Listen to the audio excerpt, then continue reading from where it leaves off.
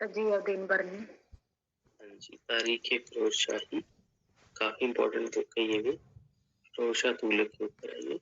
And Firoz Shah Tughlaq कौन था? तुगलक वंश का शासक, तो उसकी हिस्ट्री के बारे में, उसके प्रशासन शासन के बारे में बताया गया था। तो ये लिखी गई है जियाउद्दीन बर्नी, ठीक है, काफी इंपॉर्टेंट बुक है ये भी, ये फाउंडर जियाउद्दीन बर्नी। अच्छा, बर्नी ने एक बुक और भी लिखी थी, याद है? फतवाए जंग। हाँ ठीक है। अब देखो क्या होता है कि कई बार कुछ क्वेश्चंस ऐसे होते हैं।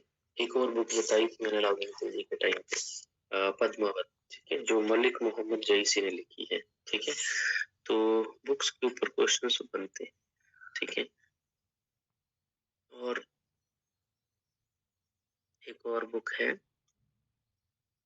गीत गोविंद, ठीक है, ये भी शायद बताई है मैंने, गीत गोविंद। गीत गोविंद जो है ये है जयदेव, ठीक है, डायरेक्ट क्वेश्चंस, बुक्स के नाम डायरेक्ट पूछे जाते हैं। गीत गोविंद जयदेव की, तो हिस्ट्री में जो कुछ कंट्रीब्यूशंस हैं कुछ आदमी उनकी, तो ये पूछी जाती है डायरेक्ट। तो ये आपने जो 3-4 बुक्स मैंने 5 बुक्स बताई हैं मेरे खुसरो के, वो भी आपने याद रखनी है साथ साथ।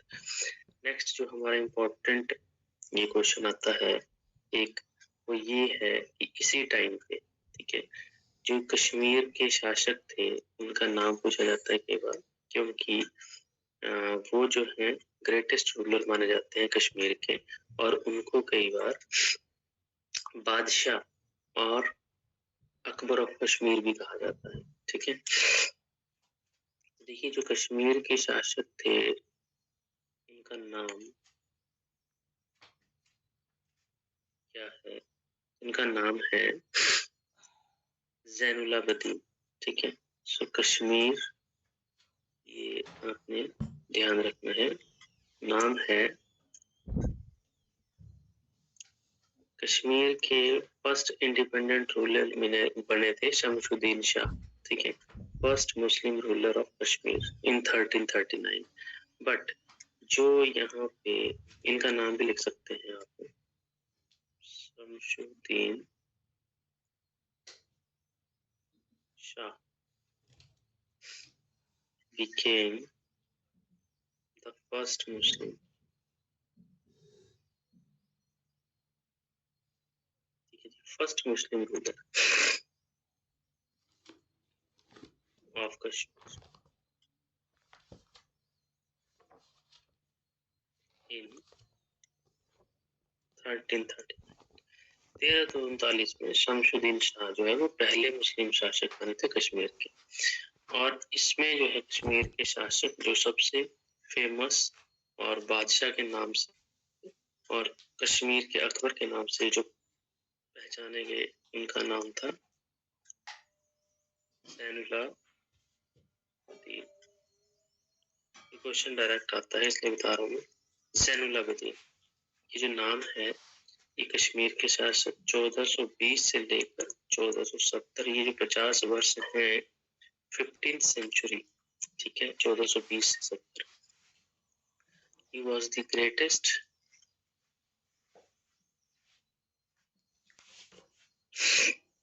Ruler of Kashmir. ये थे कश्मीर के ग्रेटेस्ट रूलर, सबसे महान, और इनको बादशाह के नाम से जाना जाता है। हालांकि देखिए अभी जो है यहाँ पे पैरेलली दिल्ली में दिल्ली सल्तनत ही है, 1420 से 70 जो था वो आपका सैयद वंश और लोधी वंश था। बट इसको जो है फिर भी अकबर ऑफ कश्मीर कहा जाता है, क्यों? क्योंकि इसकी जो पॉलिसीज थी, इसकी जो नीतियां थी, वो अकबर से मैच होते थे, तो अकबर ऑफ कश्मीर भी इनको कहा गया है। ये डायरेक्ट क्वेश्चन है, तो जैनुलाब्दीन है, ठीक है। और फर्स्ट इंडिपेंडेंट शासक शमशुद्दीन शाह, वो भी याद रख सकते हैं। तो कश्मीर के ऊपर भी जो मुस्लिम है, यहाँ की शुरुआत 1339, ठीक। तो अकबर ऑफ कश्मीर ये दिल्ली सल्तनत के पैरेलल में ही देखने को मिला था। चलिए अब हम जाएंगे थोड़ा सा जो हमारे मेवाड़ राजस्थान का एरिया है, वहाँ पे भी कुछ पैरेलली कुछ राजपूत शासक थे, उनके ऊपर कुछ क्वेश्चन आते हैं, ठीक है। वो हम देख लेते हैं कि मेवाड़ जो है राजस्थान, वहाँ पे कौन कौन से शासक थे जो उस टाइम पे देखने को मिले थे। देखिए जो मेवाड़ है, इसकी जो कैपिटल सिटी है, उसका नाम था चित्तौड़, ठीक है। और ये आपने अलाउद्दीन खिलजी के टाइम पे सुना होगा, चित्तौड़गढ़ ये बोलते हैं इसको, चित्तौड़। और इसको कैप्चर किसने किया था चित्तौड़ को? अलाउद्दीन खिलजी ने। यहाँ के राजा रत्नाबाई और उनकी वाइफ थी वो पद्मावती, ठीक है, पद्मावती। चित्तौड़ जो है इसको अलाउद्दीन खिलजी ने कैप्चर कब किया था? इन 1303, ठीक है, 1303 में कैप्चर्ड बाय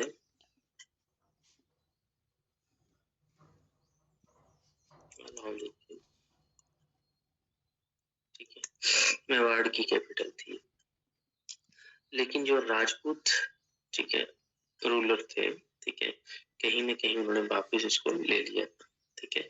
और इसमें नाम आते हैं मेवाड़ के राणा कुंभा,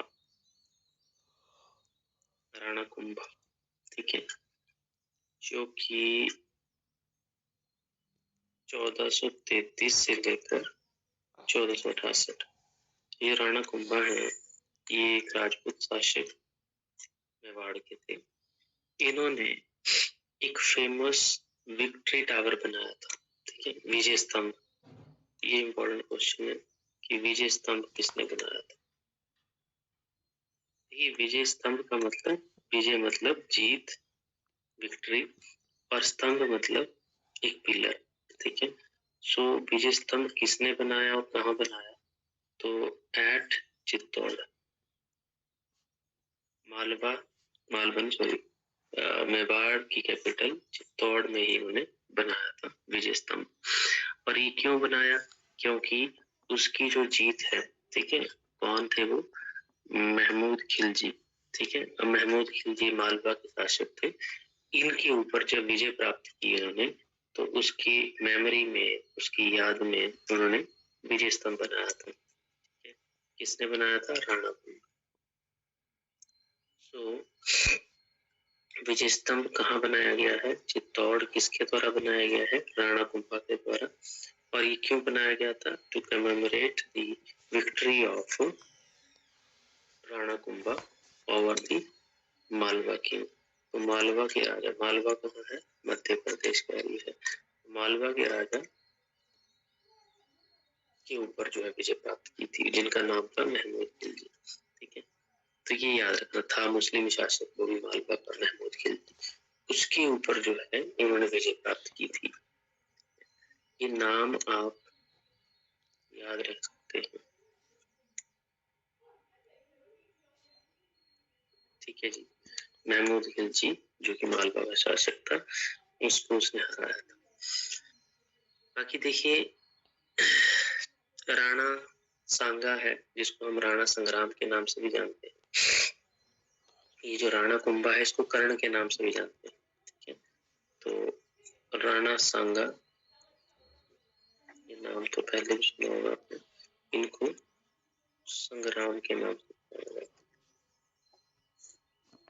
अब ये जो है ये बाद में आएगी, पहले राणा कुंभा थे 15th सेंचुरी में, और ये है 16th सेंचुरी, 1509 से 1528।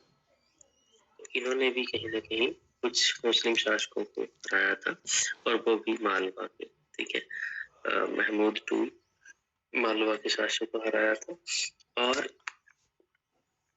इब्राहिम लोदी को इसने हराया था या इसने हराया था? मैंने बताया था आपको, राणा सांगा इब्राहिम लोधी के टाइम। देखिए राणा सांगा ने इब्राहिम लोधी को हराया था, ठीक है। तो इसने मुस्लिम शासक इब्राहिम लोधी को भी हराया और साथ में मालवा के शासक महमूद को भी हराया। मतलब इसने दो मुस्लिम शासकों को हरा दिया, एक तो लोकल मालवा का राजा था और एक दिल्ली सुल्तान इब्राहिम लोधी। तो राणा सांगा जिन्होंने डिफीट किए थे, नहीं बहुत कम समय में आपको देखने को मिलेंगे कि राजपूत शासकों या हिंदू शासकों ने मुस्लिमों को हराया है। ये इम्पोर्टेंस है इनकी, राणा कुंभा और राणा सांगा की। कौन कौन से थे ये याद रखनी चाहिए हमें, क्योंकि आ सकते हैं, आते हैं एक बार।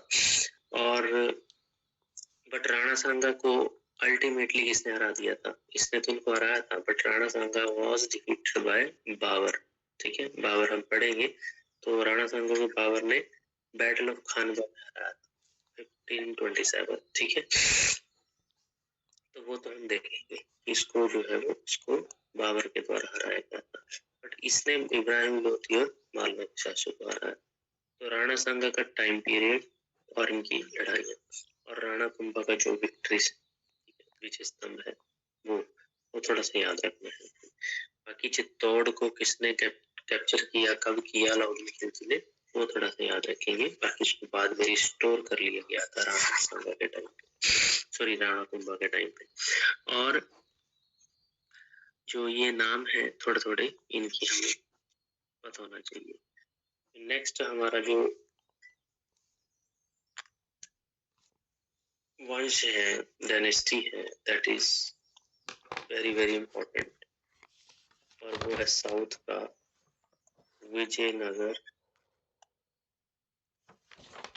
क्योंकि इसी की पैरेलल है तो पढ़ना पड़ेगा किंगडम। और ऐसा नहीं है कि ये जबरदस्ती पढ़ना पड़ेगा, तो ये बहुत ज्यादा इम्पोर्टेंट है। और क्यों इम्पोर्टेंट है, क्या इम्पोर्टेंस है विजयनगर किंगडम की, तो ये 1336 से लेकर 1580, ठीक है, जब तक मुगल नहीं आते तब तक ये मुगलों के समय तक ये वंश देखने को मिला, ये किंगडम देखने को मिला। इसमें बहुत सारे वंश थे, मेनली 4-5 वंश, जिसमें से 3-4 पढ़े जाते हैं, 3 स्पेशली। तो जैसे हमने दिल्ली सल्तनत पढ़ी, वैसे ही ये विजयनगर एम्पायर भी देखने को मिलेगा। अब देखिए इसमें पहला वंश था दिसंगम,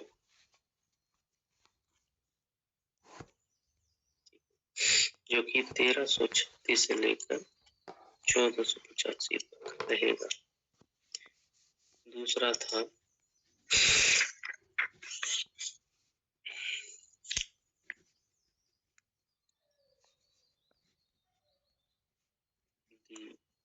सलूबा, 1486 से लेकर 1505। तीसरा है दतुलुवा, ये ज्यादा इम्पोर्टेंट है, 1505 से 1570। और जो लास्ट वंश है यहाँ का वो है अराविडू फोर्थ, अराविडू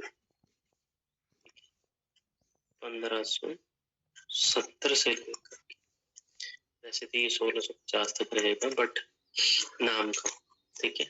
तो ये कुछ इम्पोर्टेंट है 7वीं सेंचुरी तक, ये 4 वंश जो है इसमें देखने को मिलेंगे, the Sangam, the Saluva, the Tuluva and Aravidu. इसमें जो इम्पोर्टेंट है, जिनके ऊपर हम फोकस करेंगे, वो 2 ही है ज्यादा। संगम, ठीक है, बहुत इम्पोर्टेंट ये वंश है, क्वेश्चन ज्यादा इसके ऊपर, और तुलुवा के ऊपर। तुलुवा में एक शासक है जो ज्यादा इम्पोर्टेंट है, दैट इज कृष्ण देव राय, ठीक है, ये तुलु वंश के थे। और संगम के देवराय 1, देवराय 2, हरिहर पुक्का, इनके नाम है कुछ इम्पोर्टेंट, 3-4 शासक। और तुलुवा में तो एक ही शासक ज्यादा इम्पोर्टेंट है, ठीक है। तो ये जो दो है इनका टाइम पीरियड और इनके नाम और इनके टाइम पे जो राजा है इनकी थोड़ी सी क्रोनोलॉजी। बाकी सुलभा रगड़ू ना भी पढ़े तब भी चलेगा क्योंकि ज्यादा इम्पोर्टेंट नहीं है। तो ये चार वंश जो है वो देखने को मिले और ये है नाम विजयनगर। अब देखिए विजयनगर ये साउथ का क्यों मैं बोल रहा हूँ, क्योंकि हमें ये साउथ में देखने को मिले थे। अब इसका लिंक जो है वो मोहम्मद बिन तुगलक के साथ मिलेगा, ठीक है। तब मैंने बताया भी था ये लिंक होगा इनका। अब क्या लिंक है वो हम देखें। देखिए जो विजयनगर किंगडम है इट वाज फाउंडेड इन 1336, ठीक है, in response to the Tughlaq authority. और तुगलक अथॉरिटी जो है वो साउथ इंडिया में डेवलप किसने की थी, मोहम्मद बिन तुगलक, जो कि आए थे, ठीक है। और वो क्यों आए थे, जिनका नाम जॉन खान था, ठीक है, उनके फादर गयासुद्दीन तुगलक, ठीक है। अब देखो जो मोहम्मद बिन तुगलक था, माना जाता है कि उन्होंने अपने फादर के लिए, फादर को मारने के लिए, मतलब खुद कुर्सी पे बैठने के लिए, फादर को मारने के लिए उसने कॉन्स्पिरेंसी जो है वो रची थी, षड्यंत्र रचा था उसने। ये क्वेश्चन भी आता है कि कौन सा ऐसा दिल्ली का सुल्तान था जिसने अपने फादर को मारने के लिए षड्यंत्र रचा था। माना जाता है ये हिस्ट्री में, ऐसा नहीं कि प्रूव्ड है, बट ये कहा गया है। तो वो था मोहम्मद बिन तुगलक।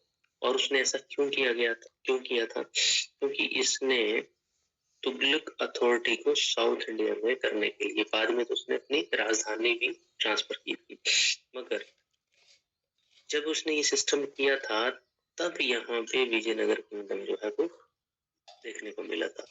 तो ये याद रखिएगा कि विजयनगर किंगडम जो है वो कहीं ना कहीं मोहम्मद बिन तुगलक की उपज है, ठीक है। So this kingdom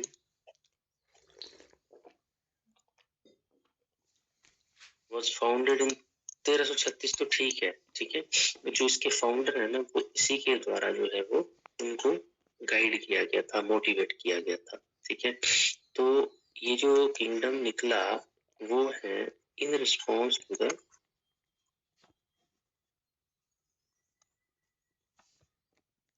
Tughlaq authority. Tughlaq authority कौन सी, क्योंकि उस टाइम पता है आपको 1336 में मोहम्मद बिन तुगलक ही शासक था दिल्ली सल्तनत का। तो ये पैरेलली देख लो आप, नाम आ जाता है इसका मोहम्मद बिन तुगलक। इसने राजधानी तो वहां से शिफ्ट करके छोड़ दी, बट यहाँ पे इसने कहीं ना कहीं अपनी अथॉरिटी को, अपने अधिकार को मजबूत बनाने के लिए यहाँ पे कुछ रिस्पॉन्स में एक किंगडम स्टैब्लिश कर दिया गया, ठीक है। हालांकि उसके फेवर में नहीं रहेगा, ये देखेंगे आप क्यों, क्योंकि जो विजयनगर किंगडम है ये जो सिटी है वो फाउंड की थी, फाउंडर थे, नाम है इनका हरिहर एंड बुक्का। ये दो भाई है, both were brothers, Harihara and Bukka. काफी इम्पोर्टेंट नाम है, ये दो नाम है, भाई है। Two of the 5 sons of Sangam. अब देखो संगम डायनेस्टी क्यों बोल रहे हैं, संगम इनके पिता का नाम था, ठीक है। और उनके 5 पुत्र थे, जिनमें से 2 पुत्र ये थे जो कि मोहम्मद बिन तुगलक के प्रभाव में आए थे। एक्चुअल में हरिहर और बुक्का जो थे वो ये ओरिजिनली काकातिया वंश, ठीक है। ओरिजिनली ये कौन थे, तो वारंगल के, ठीक है। वारंगल जो आपका आंध्र प्रदेश में एरिया है वहां के थे ये काकातिया। काकातियास के डेटरीज थे, ठीक है। ये मैंने किया डिस्कस वर्ड आपको, सामंती थे ये इनके, ठीक है। इनके भी काम करते थे जमीनों पे। सो वारंगल का जो काकातिया वंश था उनके फ्यूडेटरीज थे ये हरिहर और बुक्का ओरिजिनली, मगर ये सेंटर में, सेंटर ऑफ अट्रैक्शन में कौन लेके आया था इनको, मोहम्मद बिन तुगलक। सो दे वर ब्रॉट, ठीक है, बाय मोहम्मद बिन तुगलक। और इनको जो है उन्होंने इस्लाम में कन्वर्ट कर दिया। एक्चुअली में तो हिंदू में ही है बुक का, but they were converted to Islam by Mohammad bin Tughlaq. ये इंटरेस्टिंग है, ठीक है, मोहम्मद बिन तुगलक। अब देखिए क्यों किया इसने इस्लाम में कन्वर्ट, क्यों इनको, क्योंकि ये जो है वो अपनी अथॉरिटी को एस्टेब्लिश करना चाहता था, ठीक है, जैसे कि मैंने किया आपके साथ डिस्कस कि ये बहुत दिमाग लगाता था, इसने इनको इस्लाम में कन्वर्ट कर दिया था, ठीक है, ताकि साउथ में जो है वो दिल्ली सल्तनत का नाम चले, ठीक है, और कहीं न कहीं जो रिबिलियन है कोई ना कोई इनके खिलाफ जो बोलेगा तो वो दब जाए, ठीक है, वो जो है वो सप्रेस हो जाए, ठीक है, और यहाँ पे हमारी जो है वो एक सुपीरियरिटी वो देखी जाए। बट अब ये जो बंदे हैं, ठीक है, जिनका नाम है हरिहर और बुक्का, अब ये तो रहेंगे तो सेंटर में दिल्ली, मतलब उसमें साउथ में, तो ये कहीं ना कहीं मुस्लिम बनने के बावजूद भी ये एक भक्ति संत हैं जो साउथ में ही रहते थे, वहां पे उस एरिया में विद्रायण, वो जो है उनके प्रभाव में आ जाते हैं और रिकन्वर्ट हो जाते हैं हिंदुइज्म में, ठीक है, सो दे वर रिकन्वर्टेड इनटू हिंदुइज्म, ठीक है, सो रिकन्वर्ट किसने किए थे उनका नाम भी आप लिख सकते हैं, रिकन्वर्टेड इनटू हिंदुइज्म बाय भक्ति संत थे ये, ठीक है, इनका नाम है विद्रायण, ठीक है, तो ये दक्षिण के ही उस एरिया के एक भक्ति संत थे, इनके प्रभाव में, इनके इन्फ्लुएंस में आकर ये रीगेन कर लेते हैं हिंदुइज्म को, ठीक है, फिर से ये एम्ब्रेस कर लेते हैं हिंदुइज्म, मतलब थे ये पहले हिंदू ही, मगर मोहम्मद बिन तुगलक में इन्हें लोग आकर के इस्लाम में कन्वर्ट कर दिया, मगर बाद में ये फिर से हिंदुइज्म में ही आ जाते हैं, ठीक है, रिकन्वर्ट होके, और इन्होंने विजयनगर एम्पायर, विजयनगर किंगडम की स्थापना जो है 1336 में कर दी थी। तो विजयनगर किंगडम की स्थापना किसके प्रभाव में हुई, कौन थे ये, ठीक है, फ्यूडेटरी ऑफ काकातीय वंश के फ्यूडेटरी थे, जो कि ओरिजिनली आंध्र प्रदेश की थे, ठीक है, तो विजयनगर किंगडम की ऐसी शुरुआत होती है, ठीक है, हरिहर और बुक्का के बीच में। ये तो जो हरिहर है और बुक्का है, इनके टाइम पीरियड जो है वो स्पेशली हरिहर जो है वो बड़ा भाई था, बुक्का छोटा था, तो ये इनके नाम है जो कि इम्पोर्टेंट है, याद रखने हैं। और अब एक और नाम आएगा विजयनगर के साथ साथ, एक और किंगडम जो पैरेलली मुस्लिमों का होगा, वो बहामनी किंगडम, वो भी देखेंगे कल उसके बारे में, बट उनके साथ जो है वो कहीं ना कहीं कन्फ्लिक्ट देखने को मिलते हैं उनके, ठीक है, बहामनी किंगडम के लिए। अब वो क्यों क्यों कौन सा एरिया है ये, तो यहाँ पे एक नाम आता है रायचूर, रायचूर दोआब। अब दोआब आपको पता ही है क्या होता है, तो कृष्णा, कौन सी नदी है यहाँ पे, कृष्णा एंड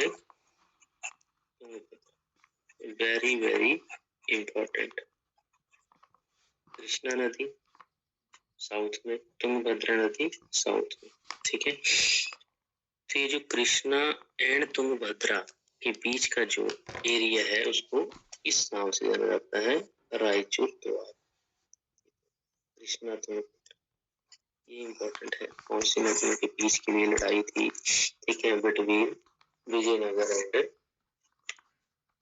दूसरा बताया मैंने बहामनी।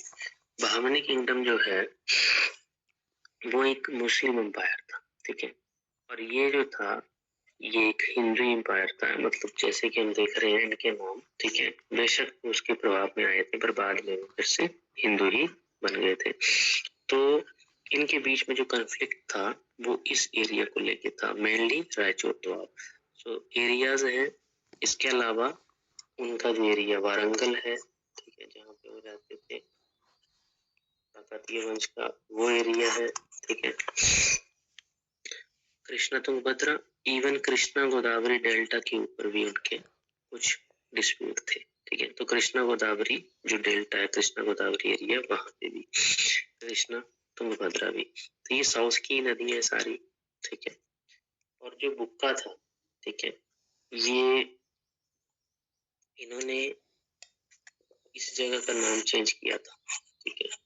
फिर में जो विजयनगर था, बुद्धा ने क्या किया था, इसको विद्यानगर था ये, ठीक है। जगह का नाम था विद्यानगर, तो इसने विजयनगर रखा था।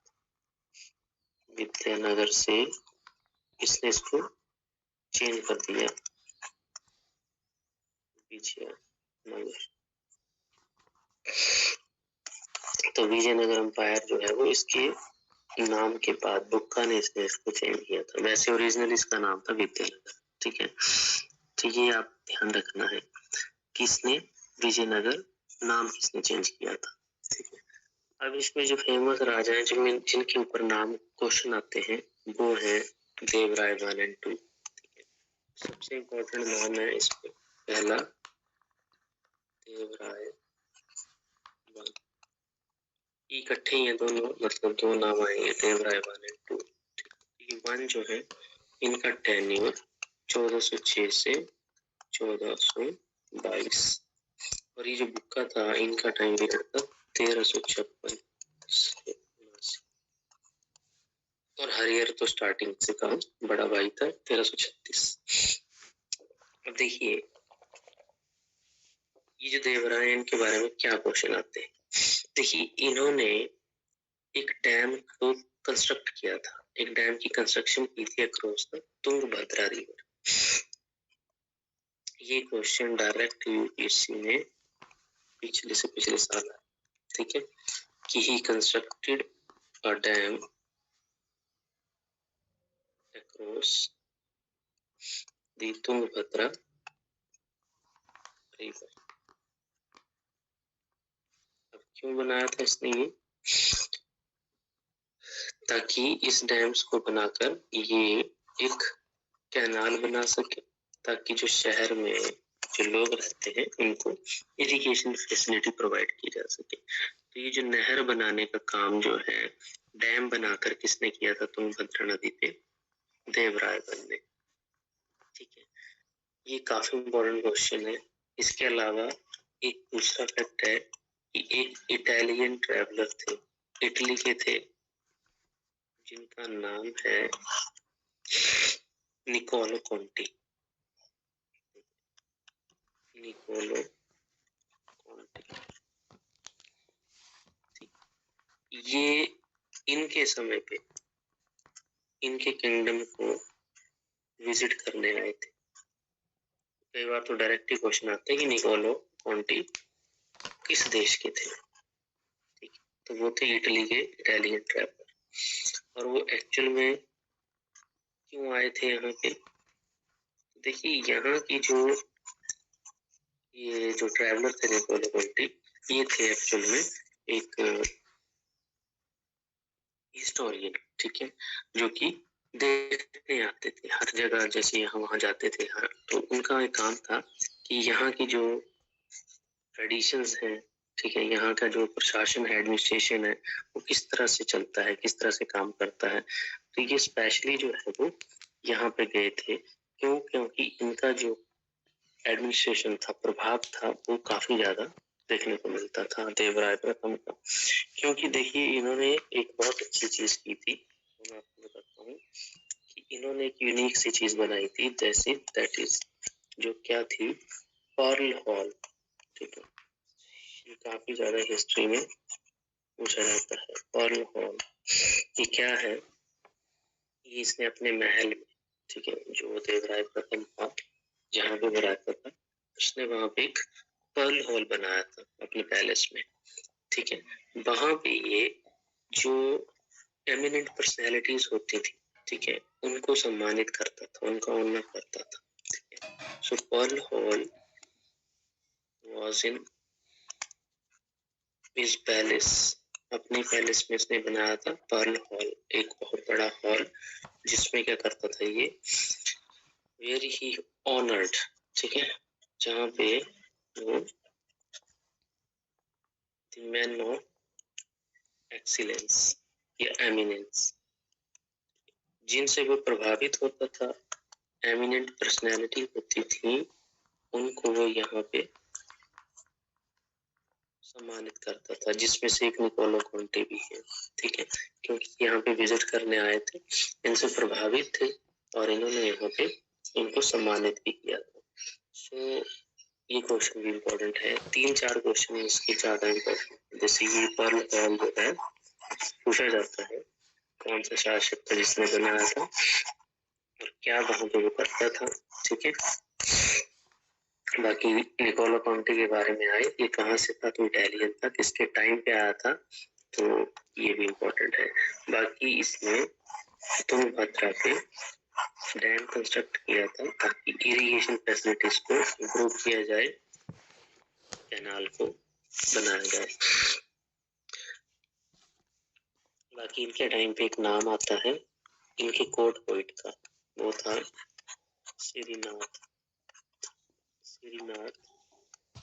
was the कोर्ट पोइट, द्रवारी कवि, ठीक है, पोइट है ये, poet Srinath was the court poet, ठीक है। और इन्होंने एक पोइम लिखी थी, किताब लिखी थी, कारविलासम, ठीक है, ये इनकी श्रीनाथ की एक बुक है, कोर्ट पोइट था ये इनका, कारविलासम, ठीक है। तो रख सकते हैं याद, वैसे कोई पूछा नहीं गया, बट ये कि है इम्पोर्टेंट, मैंने लिख दिया, ठीक है। नेक्स्ट आता है दूसरा शासक, इसके बाद देवराय टू। देखिए 1423 से लेकर 23 साल थे ये 46 तक। अब ये क्यों इम्पोर्टेंट है, क्योंकि he was the greatest Sangam ruler, ठीक है, इसको दी ग्रेटेस्ट कहा गया है, संगम रूलर,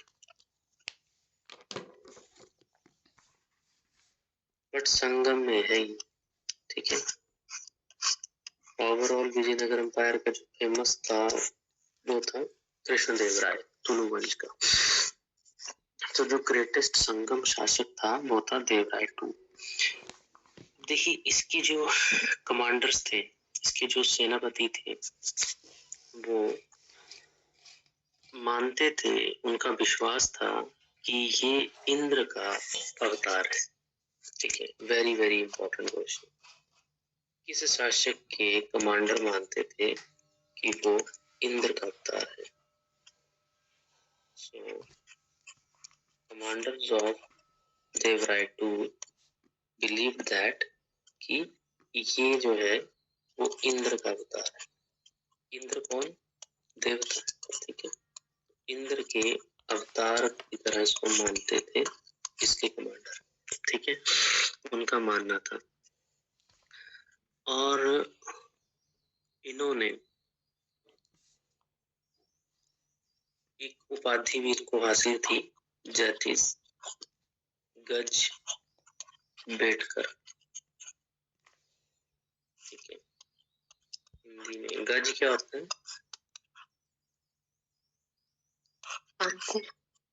हाथी, ठीक है। देखिए जो गज बेटकर क्यों कहा जाता है इनको, ये क्यों इनको ये टाइटल दिया गया था? सो गज बेटकर इसलिए कहा गया है क्योंकि ये हाथियों का शिकार करते थे, ठीक है। एलिफेंट हंटर कहा गया है क्योंकि इस एरिया में एलिफेंट काफी होते थे, एलिफेंट हंटर। अगर आज भी देखें आप तो साउथ में आपको एलिफेंट बहुत मिलेंगे, including Kerala and Karnataka specially, ठीक है। तो गज बेटकर कहा गया है इनको एलिफेंट हंटर, ठीक है। तो एक तो ये टाइटल था गज बेटकर का। इसके अलावा इनके टाइम पे पर्शियन एम्बेसडर आए थे, ठीक है, ये भी बहुत पूछा जाता है ना। विजिटेड, इनके टाइम पे विजिट किया था उसने, जिसका नाम है पर्शियन एम्बेसडर है ये, फारस का राजदूत था ये, जिनका नाम है Abdul Razzaq, very very important, Abdul Razzaq, ठीक है जी, अब्दुल रज्जाक। और ये किसका आदमी था? किसका एम्बेसडर था? पर्शियन तो था, बट कौन था इसका जो शासक था, जो राजा था जिसने भेजा था? सो ही वाज शाहरुख। शाहरुख। अब शाहरुख जो था वो पर्शियन किंग था, उसका ही ये एम्बेसडर था जो अब्दुल रज्जाक है। ठीक है, और ये किसने भेजा था? शाहरुख ने। तो ये अब्दुल रज्जाक नाम इम्पोर्टेंट है, किसने भेजा था ये भी इम्पोर्टेंट है, और किसके समय पे आया था ये तो बहुत इम्पोर्टेंट है। ठीक है, अब्दुल रज्जाक जो कि पर्शियन एम्बेसडर था, इसके समय पे आया था देवराय टू। ठीक है, बाकी देखिए जो संगम डायनेस्टी है, ठीक है, इसके बाद रिप्लेस होगी सलुवा के साथ। दूसरा मैंने बताया था सलुवा, तो ये देवराय टू ही लास्ट आ जाता है, उसके बाद सलुवा जो है वो आएगा। ठीक है, और इनके जो स्कॉलर्स हैं वो स्पेशली कन्नड़, क्योंकि यहाँ पे ज्यादा प्रभाव कन्नड़ा भाषा का था। ठीक है, चलो तो बाकी हम करेंगे इसके ऊपर कल डिस्कस। ठीक है, थोड़ी सी चीजें और